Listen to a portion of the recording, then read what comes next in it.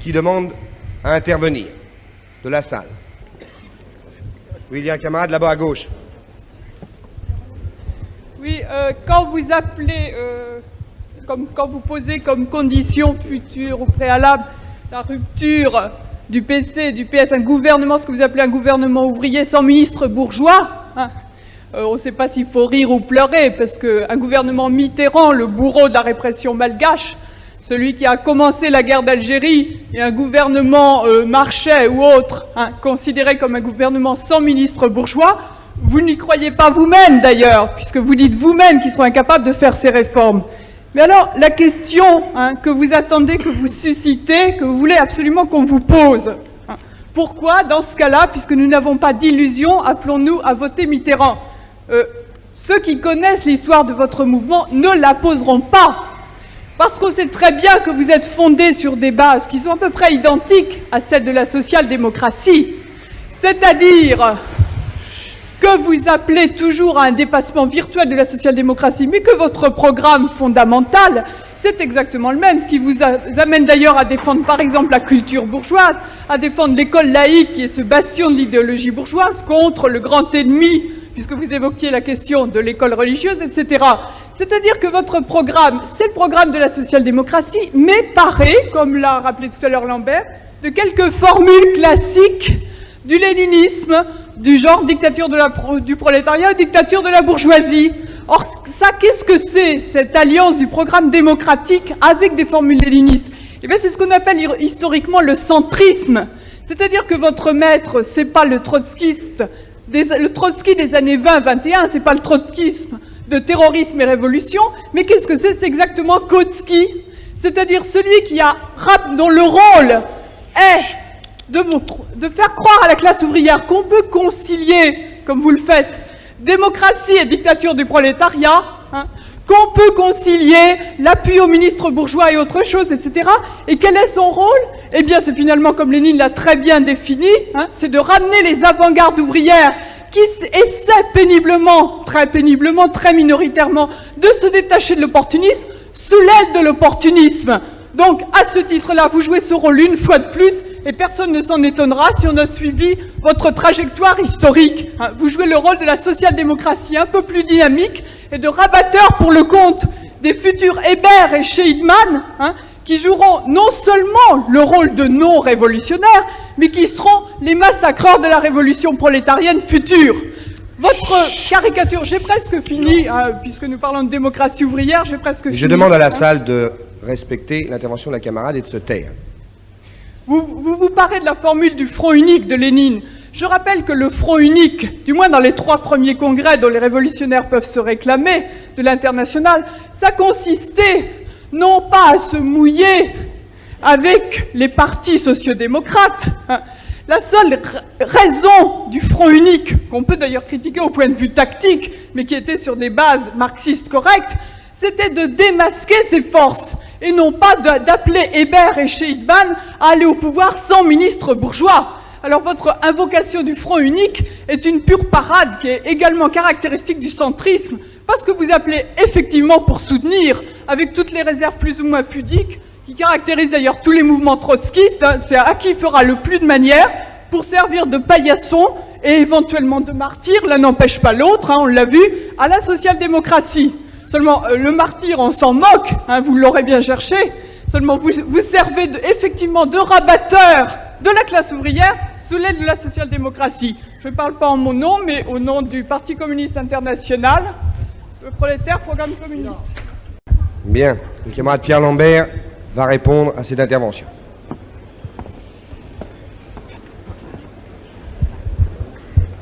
Camarades, c'est toujours...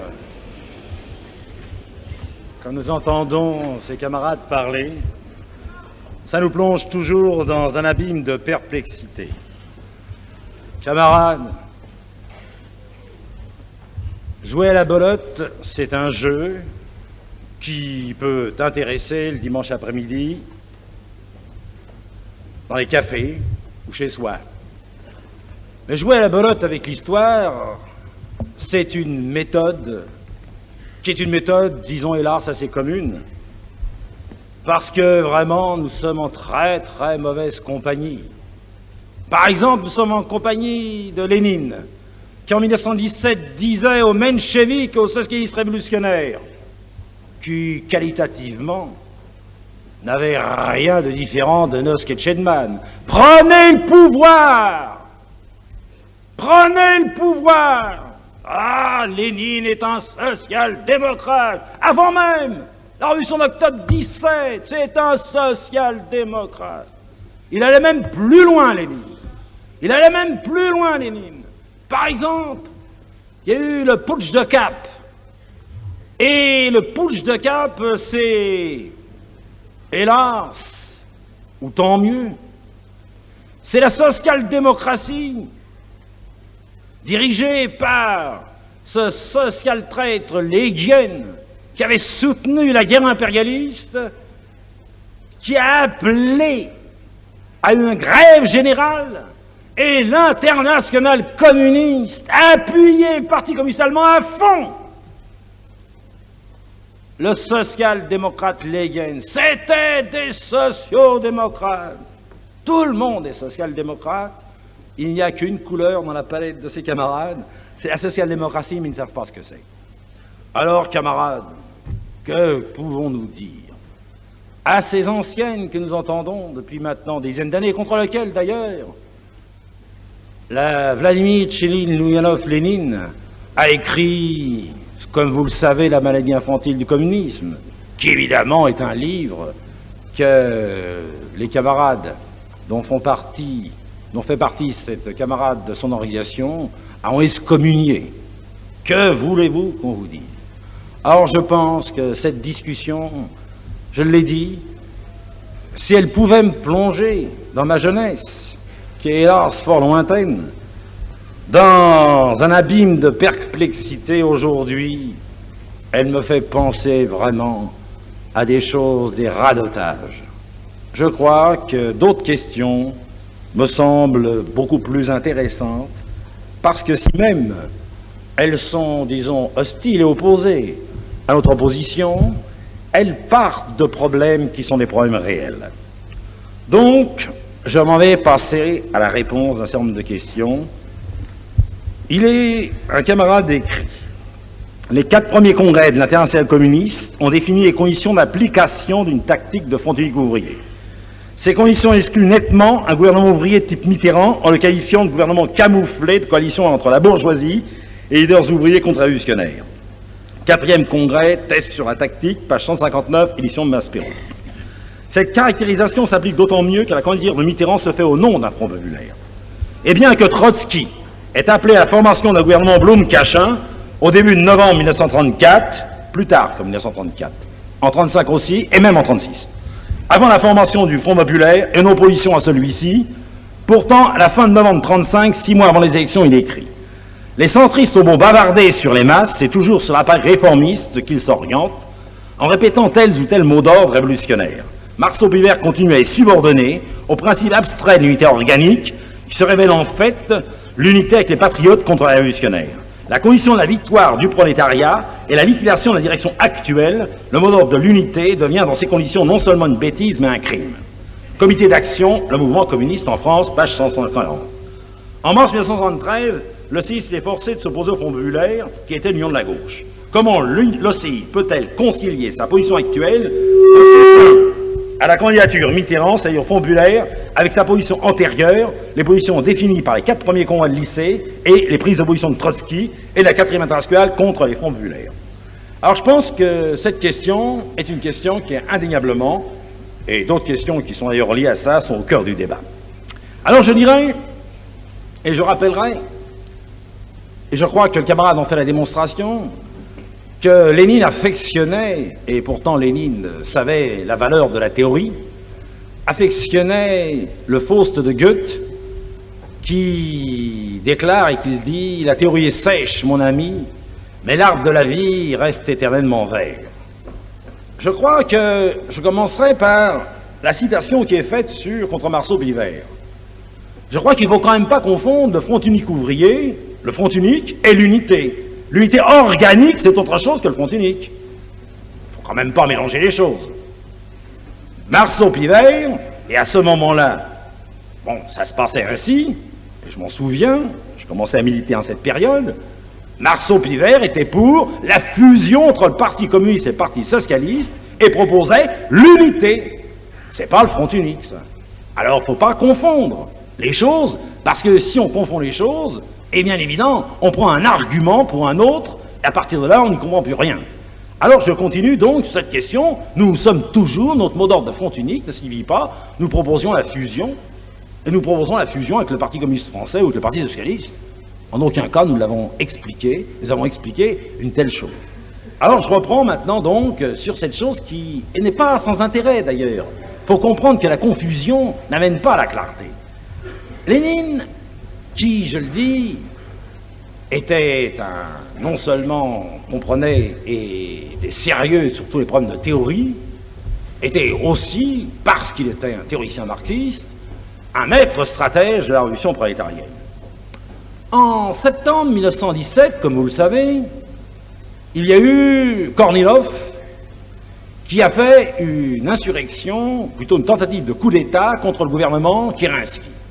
Et ce gouvernement Kerensky, j'ajoute, avait non seulement mis en prison les leaders bolcheviques, et avait contraint Lénine à l'égalité, et avait fait assassiner des militants bolcheviques dans une période après juillet 1917.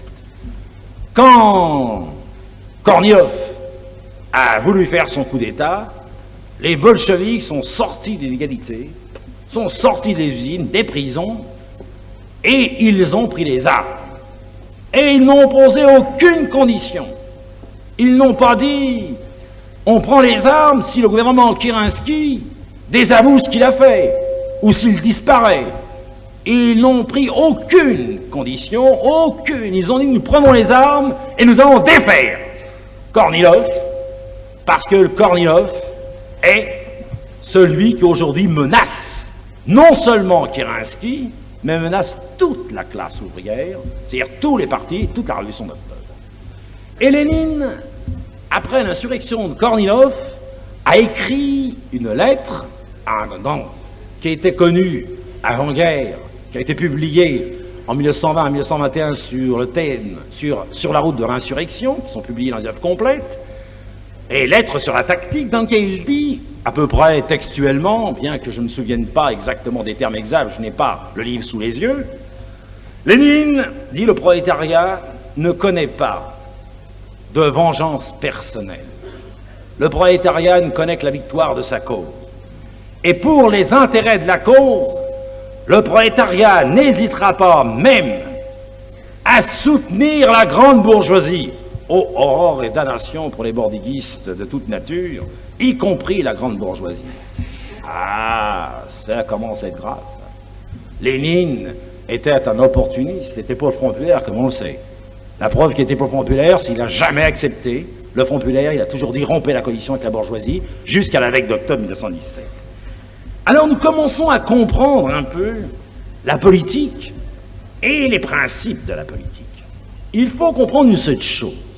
Si Lénine n'avait pas ajouté « En tout état de cause, nous maintiendrons l'indépendance de classe du prolétariat, nous ne prendrons pas la moindre responsabilité pour ce gouvernement. En tout état de cause, nous sommes prêts, y compris à soutenir la grande bourgeoisie, sans prendre la responsabilité pour elle, si c'est pour l'intérêt de la cause. » Alors, camarades, il faut comprendre, là nous sommes au nœud des problèmes. La lutte de classe ne se développe pas, hélas, dans une société pure, dans laquelle il y a des classes qui sont pures, dans laquelle le prolétariat et la bourgeoisie sont bien purs. La lutte de classe se développe dans où chacune de ces classes, et surtout la classe ouvrière, a constamment la conscience de ses intérêts. Hélas, nous savons que ce n'est pas le cas. Alors, il faut comprendre que la lutte de classe se développe avec toute une histoire, avec tout un passé. La classe ouvrière, à l'aube de sa lutte pour se constituer comme classe, pour pouvoir être une classe et pas simplement être exploitable à corps et âme par la bourgeoisie, a constitué des organisations. Ces organisations, c'est par ces organisations, et ça le marxisme nous l'apprend, la classe ouvrière est devenue classe. C'est-à-dire qu'elle a pu en définitive se poser comme classe indépendante. Et nous savons par l'impérialisme que ces organisations se sont inféodées par leurs appareils à la bourgeoisie et à l'impérialisme. Alors le prolétariat est face à une contradiction. Cette contradiction, camarades, je vais vous l'expliquer par exemple dans la dernière grève des banques. Dans la grève des banques, il est bien évident aucune des 5 fédérations, aucune, ne voulait en définitive l'unité. Aucune. Elles ont été contraintes à l'unité pendant 6-8 semaines. C'est-à-dire que la classe ouvrière dans son secteur des banques, pour pouvoir agir, avait besoin de contraindre des dirigeants qui n'en voulaient pas à l'unité. Et en même temps, ces dirigeants à chaque fois rompaient l'unité, le front unique. Et quand ils ont réussi à rompre le front unique à la fin de la grève, en dépit du fait que la majorité des employés de banque estimaient que ça ne faisait pas le compte, ils ont été obligés de reprendre le travail. Nous avons cette contradiction, qui est une contradiction qui est l'héritage historique d'une classe, le contenu concret d'une classe, de la lutte de classe. Et cette contradiction, on ne peut pas la nier ni l'éviter. Ces mêmes dirigeants Front populaire des 5 fédérations, fallait-il dire « Nous ne voulons pas qu'ils fassent l'unité pour la grève parce qu'ils sont Front populaire ?» Nous aurions facilité le travail du Parti communiste français et des dirigeants du Parti communiste français qui, à chaque étape, voulaient rompre l'unité. Mes camarades, élargissez le problème. Nous sommes, nous, des marxistes, des léninistes, des trotskistes. Nous savons que les luttes revendicatives, l'économie, que la politique, c'est le concentré de l'économie. Nous savons que les luttes revendicatives, surtout dans cette période, posent des problèmes, et en particulier la grève des employés de banque, posait le problème du gouvernement, de l'État, touche chez Giscard d'Estaing, touche chez le ministère des Finances. C'est ça la signification de cette grève. Alors nous pouvons prendre appui sur cette expérience et comprendre ce que nous devons faire dans cette situation. Nous disons, aujourd'hui, la classe ouvrière, elle a aujourd'hui en face d'elle l'UDER, un gouvernement capitaliste, un gouvernement bourgeois, des institutions d'une certaine forme. Et nous ne sommes pas, je l'ai dit, indifférents à la forme de gouvernement, sans en prendre la moindre responsabilité pour tout gouvernement bourgeois. Nous disons, nous ne sommes pas indifférents. Alors, dans ces conditions, cette classe ouvrière en face d'elle, des banquiers, doit-elle, cette classe ouvrière, sous prétexte qu'elle est dirigée par des dirigeants traîtres qui font populaire, dire « Nous ne voulons pas faire le front unique avec vous », c'est-à-dire, dans ces conditions-là, perdre l'élément essentiel de sa mobilisation, de sa cohésion, de la possibilité pour elle de lutter, parce que c'est par le front unique qu'elle pouvait combattre, lutter et vaincre. Il est bien évident qu'aujourd'hui, le problème se pose de la même façon. Nous avons Mitterrand marché. Nous avons tous ces gens qui sont à un fond d'une petite collaboration de classe. La classe ouvrière face à la crise politique de la bourgeoisie. Et aujourd'hui, nous disons avec la classe ouvrière, le premier pas, c'est de balayer. Faut-il ou ne faut-il pas balayer le régime gaulliste, Morimond? Faut-il ou ne faut-il pas balayer aujourd'hui le gouvernement Mesmer et demain, qui veut se perpétuer dans le gouvernement Chaban? Oui, il le faut. Alors nous disons, par la lutte électorale dans laquelle nous sommes contraints de combattre, hélas, nous préférerions la révolution. Mais la révolution, elle se prépare, elle se fait dans toute cette bataille. Nous disons, il faut chasser tous les candidats bourgeois. Il faut chasser Chaban du pouvoir. Il faut chasser, il faut combattre ces institutions sans prendre la responsabilité pour d'autres institutions bourgeoises. Et nous faisons exactement dans les mêmes termes, dans le même contenu que dans la grève des banques. Nous ne prenons pas la responsabilité dans cette grève pour les dirigeants Front populaire des 5 organisations. Et nous étions dans cette grève pour l'unité de ces fédérations. Nous prenons aucune responsabilité pour Mitterrand et nous sommes dans ce combat pour chasser les bourgeois. Voilà comment les problèmes se posent dans la vie quand on est un militant de lutte de classe, quand on sait ce que c'est qu'une grève, quand on est un militant ouvrier, quand on a réfléchi à ces problèmes, alors, quand on sait, quand on est délégué ouvrier, qu'on veut rester révolutionnaire, voilà comment les choses se passent concrètement dans la vie. Ça, c'est évident, il faut une expérience et surtout avoir une méthode. C'est la méthode de la 4e internationale pour comprendre ces choses-là. Alors, il y a une autre question. L'autre question est celle-ci. Est-il possible de faire l'économie du Front populaire? Il y a un camarade qui me dit, qui m'a ajouté, Lambert a dit, après les élections, que ces élections nous ont fait faire l'économie du Front populaire. J'ai dit ceci, j'ai dit une bêtise. J'ai dit une bêtise. Parce que, camarades, il n'est pas possible de faire l'économie. Toutes les révolutions, sans exception, ont tous démontré, ou la révolution bourgeoise, ou la révolution prolétarienne, que les révolutions prenaient appui et assise dans le cadre ancien, et que la classe ouvrière ou la classe progressive, par sa marche en avant, liquidait ceux qui étaient toujours reliés avec l'ancien. La révolution bourgeoise de 1789, ça a été les constituants, les feuillants, puis ensuite ça a été les girondins, ça a été ensuite les montagnards, ça a été ensuite les jacobins, etc., etc. C'est la marche normale de la prise de conscience d'une classe qui lutte pour, en définitive, un nouveau système. En Russie, ça s'est passé comme ça, ça se passe partout pareil. La seule question qu'il a trouvée, c'est qu'en général, ça s'arrête là. C'est qu'on ne peut pas aller au-delà. En particulier, sauf en Russie. On n'a pas pu aller au-delà. Et le Front populaire a réussi à étrangler la révolution. Mais de toute façon, vous ne pouvez pas éviter. De la même façon que je suis contre l'exploitation de l'homme par l'homme. Cela dit, tous les matins, je vais travailler. Dieu sait si j'aimerais mieux pas être exploité. Mais tous ceux qui sont sérieux, ben, ils vont tous les matins, ils se lavent, ils se lèvent en disant c'est pas marrant, et ils vont gratter. Jusqu'au moment où on pourra exproprier. Supprimer l'exploitation de l'homme par l'homme, c'est une phase normale. La première étape de toute la radicalisation des masses passe par les anciennes organisations. Et dans ce cadre-là, nous disons, nous, qui ne sommes pas des doctrinaires, qui ne regardons pas la classe ouvrière de l'extérieur, qui participons avec notre classe sans vouloir partager ces illusions, et nous ne partagerons pas ces illusions, nous disons, nous accompagnons notre classe dans cette prise de conscience. Et nous disons, quand vous votez pour Mitterrand, vous votez contre la bourgeoisie, vous votez pour liquider toutes les institutions de la Ve République, pour liquider la réforme administrative, pour liquider la réforme Fontanet-Fort, pour liquider toute la politique des revenus. Nous disons, c'est ça. Nous accompagnons. Et c'est vrai que la classe ouvrière vote pour Mitterrand pour ça. En même temps qu'elle croit que Mitterrand va faire autre chose. Alors nous disons à la classe ouvrière, non.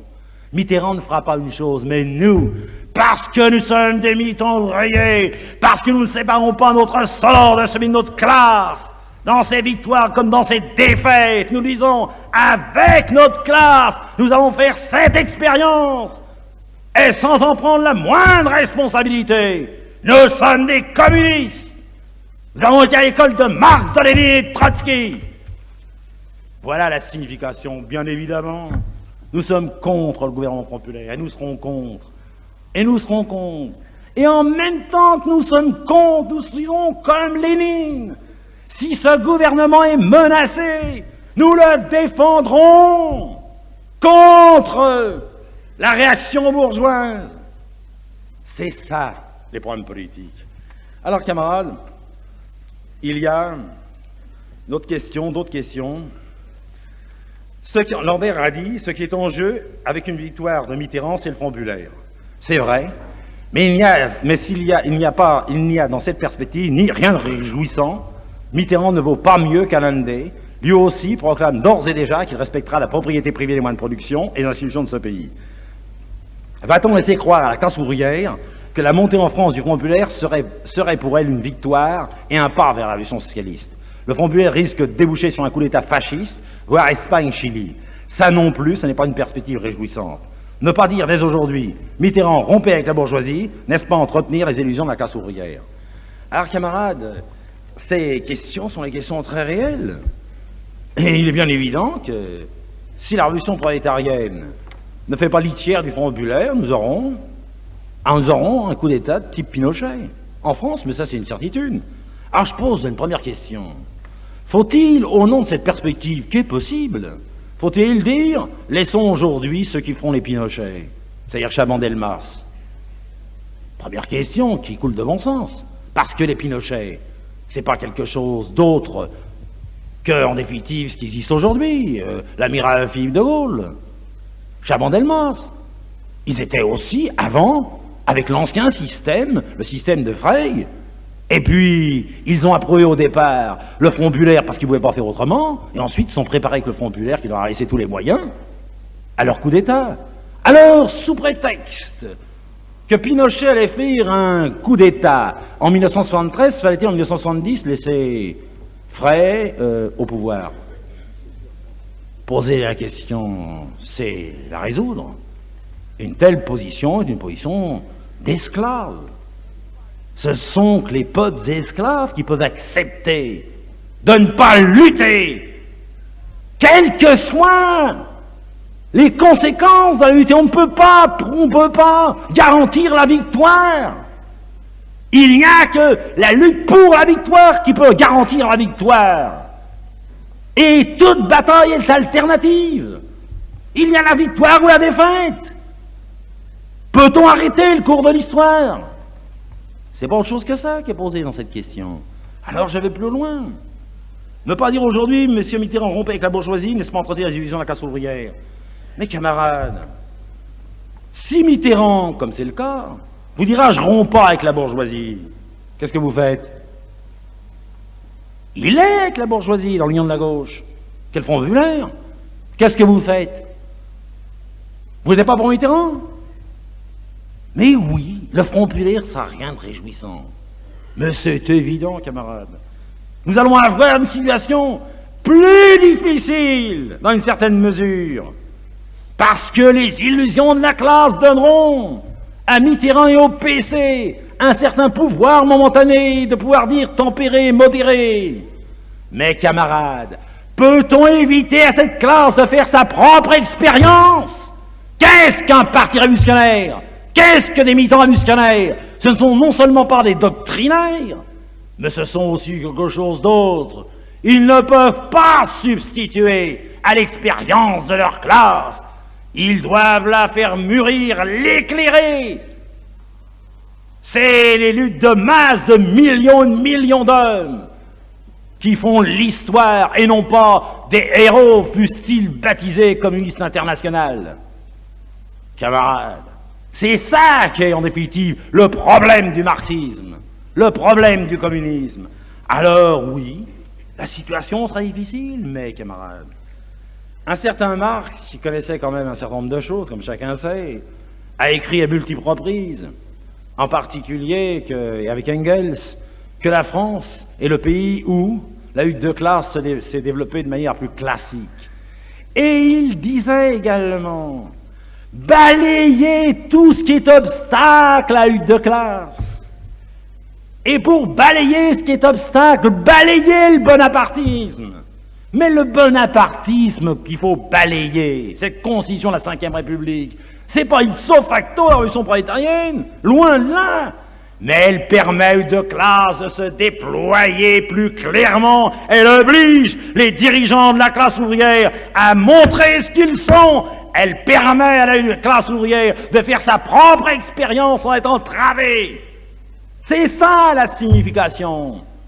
Et dans ce sens, il faut aujourd'hui souhaiter la victoire de Mitterrand en sachant que s'il n'est pas élu, c'est la forme qui en définitive sera modifiée de la situation politique, mais que les problèmes que j'ai analysés au départ resteront en l'état. Cela dit, aujourd'hui, pour aller plus vite, pour aller plus loin en lutte de classe, il faut que la classe ouvrière fasse une nouvelle fois, elle le fera. Je le regrette, mais je n'y peux rien. Je n'ai pas la force. Aujourd'hui, camarades, je suis persuadé qu'il n'y aurait qu'un seul candidat valable. C'est le camarade Stéphane Juste, dont on connaît les exploits électoraux. Cela dit, Alors, camarades, une chose est claire, ce que nous reprocherons, ce que nous dirons, ce que nous allons commencer déjà à dire, nous disons, nous, aujourd'hui, ce que j'ai expliqué, il n'y a pas de solution sans rompre avec la bourgeoisie, il n'y a pas de solution sans pour que les revendications soient satisfaites, que d'exproprier le capital, c'est pas 13, c'est 1000. C'est les 1000 dont il parle, firmes qui doivent être expropriées, sans indemnité ni rachat. Et nous expliquerons inlassablement, expliquerons à notre classe, en tissant des liens avec elle. Et cette classe, à travers son expérience, et si nous sommes capables d'être fermes, et j'en suis persuadé que nous serons capables d'être fermes, si nous sommes capables d'être fermes, elle viendra à nous. Elle viendra à nous parce que ce que nous proposons, c'est sa propre histoire, c'est la propre marge de sa propre pensée collective. Elle viendra à nous. Et c'est ainsi que les problèmes doivent se poser. À mon avis, voter Mitterrand, c'est voter le programme commun. Je pense que c'est contradictoire avec votre politique. Pourquoi le CI ne se présente-t-elle pas aux élections? Bon, le camarade Stéphane Juste a indiqué pourquoi. Mais camarades, je voudrais ajouter un mot. Si on regardait par exemple les candidatures de Laguiller et de Krivine, il y a quand même quelque chose qui est assez étonnant et qui oblige d'ailleurs à des contorsions d'ailleurs ces gens qui sont vraiment assez intéressants à analyser. Ils expliquent, par exemple, Laguiller explique, je me présente, mais de toute façon, je ne prendrai pas les voix à Mitterrand. Bon, moi je veux bien, mais de toute façon, qu'est-ce que ça veut dire? Si je me présente, c'est pour prendre des voix, moi. Ah, mais vite fait, bien fait. Ah, vite fait, bien fait, sinon je ne me présente pas. Quel que soit le résultat, ça vaut pas la peine, que c'est un jeu, on joue aux billes. La lutte de classe, c'est pas un jeu, c'est pas un jeu. Deuxièmement, ils disent, et c'est Krivine qui dit, si Mitterrand ne fait pas une alliance avec une couche bourgeoise quelque peu significative du grand capital, alors nous appellerons à voter pour lui au deuxième tour. Mais qu'est-ce que ça veut dire? Comme si aujourd'hui Mitterrand et Marchais n'ont pas fait une alliance avec une couche du grand capital quelque peu significative comme le banquier Philippi, qui n'est quand même pas n'importe qui. Les radicaux de gauche. Qu'est-ce que ça veut dire? Ça veut dire qu'aujourd'hui, le programme qui est développé par Mitterrand n'est donc pas un programme de Front populaire, puisque le Front populaire serait maintenant, lit-on dans les notes intérieures de la Ligue communiste, le Front populaire, ce sera l'élargissement de l'union à gauche à droite. Mais si c'est vrai, c'est donc que c'est un programme ouvrier. C'est dans ces conditions qu'il faut appeler à voter Mitterrand et pas se présenter. Ils sont entrés dans une série de contradictions dans lesquelles ils ne peuvent pas se sortir parce qu'ils ont abandonné le terrain de classe. Mitterrand, responsable de la Convention des institutions républicaines, et c'est pas parce qu'il y a eu des illusions. Et au premier tour en 65 et au deuxième tour en 65, nous avons appelé à voter contre, quelles que soient les illusions. Mitterrand, premier secrétaire du Parti socialiste, c'est un parti ouvrier même complètement décomposé. C'est ça qui est le problème important. C'est les notions de classe, c'est pas des problèmes d'appréciation personnelle que nous pouvons avoir. Comme dit Lénine, le prolétariat ne doit pas connaître ces choses. Et il connaît que les classes et les expressions de ces classes. Et c'est ça qui est la question importante. Alors, il est bien évident qu'aujourd'hui, voter Mitterrand, c'est pas voter le programme commun. Pour une raison essentielle, ça voudrait dire. Mais le camarade Juste l'a expliqué. Au deuxième tour des élections, fallait-il ou fallait-il pas appeler à voter Parti socialiste, Parti communiste? Ils nous ont fait la démonstration. Parti socialiste, Parti communiste, qui avait des candidats radicaux de gauche, des candidats Parti socialiste que Parti communiste. Au deuxième tour, en aucun cas, nous avons dit, nous appelons à voter pour un candidat radical. En aucun cas. Et nous avons appelé à voter pour le Parti socialiste, Parti communiste. Il se trouve que la structure de cette constitution, une constitution bonapartiste, plébiscitaire, c'est un terrain qu'il faut balayer. Il faut balayer pour la classe ouvrière. Et dans ces conditions-là, il n'y a pas le moyen de faire autrement. Il n'y a pas le moyen de faire autrement. Et c'est la raison essentielle pour laquelle, aujourd'hui, nous disons, bon, nous votons, nous appelons à voter pour Mitterrand, parce qu'il est premier secrétaire du Parti socialiste. Si Mitterrand n'était pas ce premier secrétaire du Parti socialiste, il pourrait être monté 45%, 46, 47, 49, 50, et j'en ai rien à foutre. On voterait contre, on appellerait à voter contre. Pas pour lui. Bah, c'est tout le problème. Tout le problème. Alors, je dirais, c'est même une autre question, pour répondre à cette question. La question du référendum en 1969, c'est une question importante. Camarades, vous n'y pouvez rien, j'étais à cette tribune d'ailleurs, où ça a été lancé, toute cette affaire du vote non au référendum. Enfin, bien voter non, maintenant tout le monde le vit. Cela dit, à cette époque, il y a des gens qui, comme je vous l'ai expliqué, avaient d'autres positions. Mais cela dit, ça c'est secondaire. Ben, il s'est trouvé Giscard d'Estaing était aussi pour le vote non. Fallait-il, sous prétexte que Giscard d'Estaing appelait à voter non, fallait-il dire appeler à voter oui ou s'abstenir? Deuxièmement, est-ce que le fait que Giscard d'Estaing appelait à voter non signifiait que nous, en appelant à voter non, nous, la classe ouvrière, en appelant à voter non, elle votait comme Giscard d'Estaing? Se prendre de Giscard d'Estaing? Mes camarades, mais ça c'est le pain quotidien de tout militant ouvrier. Quand vous êtes en délégation, par exemple, vous avez une histoire, par exemple, dans un bureau, un service, puis bah, il est bien évident que si vous n'avez pas la force de faire une grève, bah, vous discutez, puis gentiment. Parce que vous ne pouvez pas faire autrement. Sinon, le taulier, il dira, moi je vous emmerde. Puis quand il vous emmerde, bah, la fille, bah, son cas, vous ne le réglez pas. Quand vous avez la force, ah, là, c'est pas pareil. On occupe un bureau de direction, puis un certain nombre de choses. Mais tout ça, c'est des choses qui sont liées à des niveaux donnés de la lutte de classe. Est-ce que le fait que, tout dernièrement, après avoir occupé le bureau de la direction du directeur général de la Sécurité sociale, il va avoir envoyé une lettre assez combinatoire, j'étais le voir pour lui serrer la main, pas pour lui serrer la main, simplement, j'avais des cas à présenter, il me serre la main, j'avais pas la possibilité d'occuper avec 2000 filles le bureau, et ben je lui ai serré, j'ai dit bonjour monsieur le directeur général. Mais ça, c'est tout le problème, est-ce que je suis avec le directeur général parce que je fais ça? Il faut vivre dans un monde qui n'est pas le monde réel de la lutte pour pas comprendre ces problèmes-là. C'est le même problème. Giscard était pour le non, nous étions pour le non. Il avait ses raisons, nous avons les nôtres. La seule question qu'il s'agit de savoir, si nos raisons à nous sont les raisons de la classe ouvrière. Et personne ne peut dire que nous étions pour le programme commun et Giscard d'Estaing, sous prétexte que Giscard d'Estaing était pour le non. Il y a une camarade qui me pose une question. Pourquoi n'a-t-on pas reporté le meeting de l'ECI alors qu'il y avait une manifestation du MLAC? Une camarade. Camarade, je pense que cette question est une question importante et je ne mérite absolument pas le sourire. Pour une simple raison, je dirais, camarade, que aujourd'hui, quand on lit de gauche, de droite ou d'extrême gauche, puisque maintenant c'est le langage, je ne sais pas ce que ça veut dire, d'ailleurs ni gauche ni droite, etc., il y a les classes.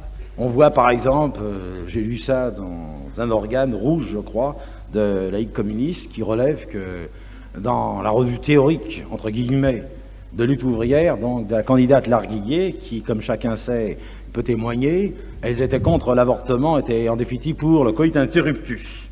C'est une manière d'envisager les choses, c'est une manière d'envisager les choses. Alors je dis, c'est un problème très important. Mais je m'en vais dire, et je m'en vais justifier pourquoi. Je m'en vais justifier pourquoi, camarades. Hein? Je m'en vais justifier pourquoi, aujourd'hui, nous ne pouvions pas, et nous n'allions pas, en définitive, abandonner notre meeting. Certes, le problème de l'avortement est un problème fondamental. C'est le droit le plus élémentaire, la revendication la plus élémentaire de la femme est le droit à l'avortement. Sans restriction. Sans restriction. Ça ne se pose pas de problème. La question qui est posée est celle-ci. Dans un combat politique, on peut jamais élever une forme du combat au-dessus de toutes les autres formes. Je m'explique plus concrètement. Par exemple, vous avez par exemple une grève. Cette grève, elle démarre sous une certaine forme de lutte. Au départ, délégation. Il est bien évident que opposer au départ délégation à comité de grève, c'est une absurdité. C'est seulement dans le développement que la lutte de classe peut amener au comité de grève en fonction même de l'expérience de la classe ouvrière. C'est-à-dire qu'on ne peut pas être doctrinaire. Aujourd'hui, nous avons à nous expliquer, et les questions qui sont posées sont fondamentales. Nous pensons qu'effectivement, la manifestation du MLAC est une manifestation importante. Mais nous disons que la solution de ce problème est aujourd'hui éminemment politique. Et c'est parce qu'elle est militante politique que dans le choix entre aujourd'hui cette manifestation et le meeting dans lequel nous sommes, c'est-à-dire armer, éduquer, convaincre les camarades d'une politique qui, parce qu'elle est une politique révolutionnaire, dont le développement, dont les étapes, à travers les étapes, amènent à la révolution prolétarienne, est aujourd'hui fondamentale. Et je crois que nous n'avions pas le droit, sur une question aussi importante qu'elle soit, est importante, de l'opposer à notre travail que nous avons amené. Et j'y reviendrai d'ailleurs tout à l'heure. Il y a... Oui, ce Fontpère, je me suis expliqué. Alors, une autre question. Si le candidat du PC et du PS avait été radical de gauche, ben évidemment, je l'ai expliqué, on aurait... Du PS, nous aurons... Non, l'union de la gauche, je veux dire, camarade. Il est bien évident que nous aurions appelé à voter contre. Ou plutôt, en dehors. Le CI aura-t-elle présenté un candidat? Alors ça, c'est une question, je crois, qui est posée. Il n'y a pas de problème de principe en cette affaire. C'est un problème concret, tactique. Pourquoi, aujourd'hui, n'avons-nous pas voulu présenter un candidat? Camarade Stéphane Just a expliqué les raisons politiques générales, mais je voudrais aborder ces problèmes d'une manière... sur le problème de la construction du Parti révolutionnaire. Camarade, il y a une chose qui est évidemment extrêmement importante. Personne ne peut croire que le prolétariat révolutionnaire fera l'économie de sa prise de conscience lente, douloureuse. Personne ne peut croire ça. Il faut essayer de faciliter les choses, les rendre les moins douloureuses possibles. Mais la révolution prolétarienne sera douloureuse. Elle ne peut pas ne pas l'être. Elle ne peut pas ne pas l'être. Personne ne fera à cette image l'économie pour les révolutionnaires de construire eux-mêmes leur propre organisation. Et si importante qu'elle soit, et je ne néglige pas l'importance de la télévision ou des mass-médias, encore qu'il faut bien comprendre que ce n'est pas par la télévision ni par les mass-médias qu'on peut construire un parti révolutionnaire, sinon ce serait vraiment très facile. La question qui est posée est celle-ci.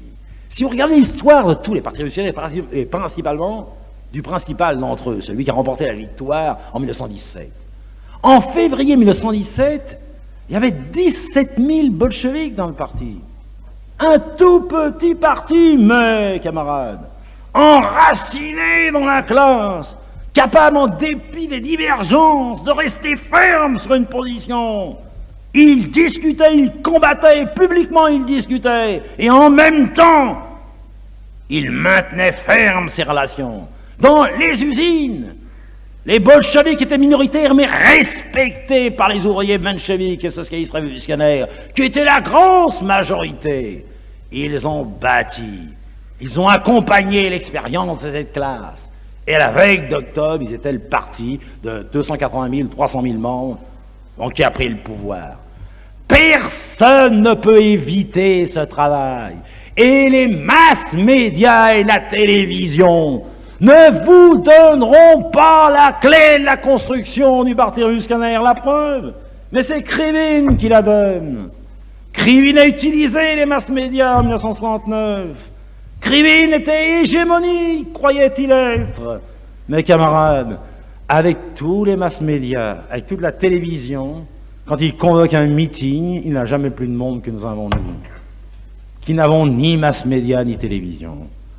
Alors, camarades, c'est pas une question de principe, c'est une question aujourd'hui politique au premier chef d'éduquer, de s'éduquer soi-même, dans ce refus de supporter, de subir la pression de ce qu'on appelle l'opinion publique officielle, qu'elle soit gauchiste ou qu'elle soit à droite, elles se rejoignent.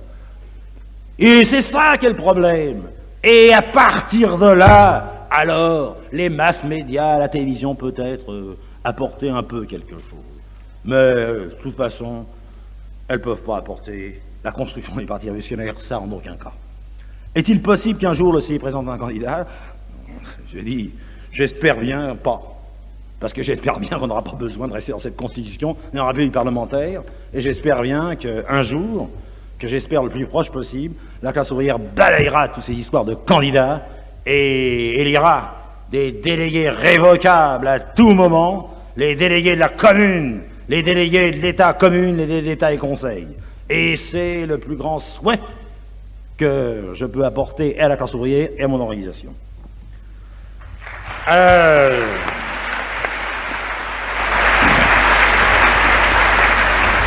J'ai répondu à cette question. Ne craignez-vous pas, malgré que vous donniez votre position sur Mitterrand et le programme commun, les travailleurs vous reprochent par la suite votre attitude ambiguë pendant les élections, puisque vous, par ailleurs, vous-même, sur le tract des banques, que la candidature unique de la gauche n'est pas l'unité véritable, pour laquelle les trotskistes sont censés combattre.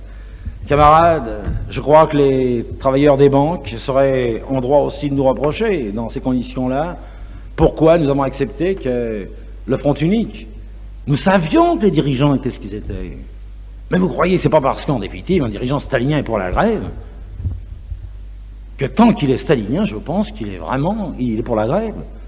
On est quand même pas naïf à ce point-là. Vous croyez que pas parce que Segui demain va être contraint, parce qu'il sera contraint pour pas couper les liens avec la classe ouvrière, d'être pour la grève, vous m'allez croire que Segui est révolutionnaire.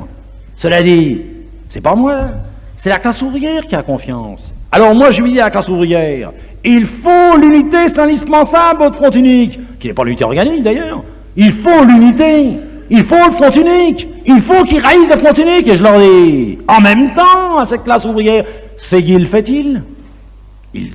C'est ça qu'il faut faire. Et c'est le seul moyen, et je ne pense pas que les ouvriers peuvent être en définitive nous reprocher quoi que ce soit, parce que nous ne leur racontons pas l'histoire. Nous leur disons pas que Mitterrand c'est la clé. Nous leur disons ce que j'ai expliqué dans mon rapport introductif. Voilà ce qui vous prépare, Mitterrand. Mais il n'est pas possible, il n'y a pas d'autre voie. Il n'y a pas de voie royale. Il y a cette voie-là, parsemée d'embûches, jusqu'au but, qui est la révolution prolétarienne, qui déblayera toutes les embûches. Alors, dernière question. Quelle attitude adopter par rapport au comité de soutien à Mitterrand? Bon, en général, à l'étape actuelle, nous sommes contre. Participer à un comité de soutien. Cela dit, il peut se poser des cas où, en définitive, cette participation peut y avoir. Et bien évidemment, d'ailleurs, il faut bien comprendre, ni le Parti socialiste, ni le Parti communiste, les dirigeants, ne veulent véritablement des comités de soutien. Ah, bien évidemment.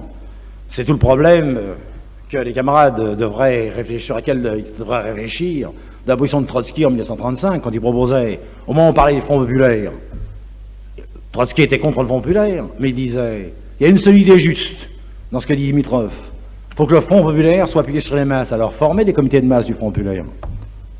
Il n'en prenait pas la responsabilité, mais il le disait.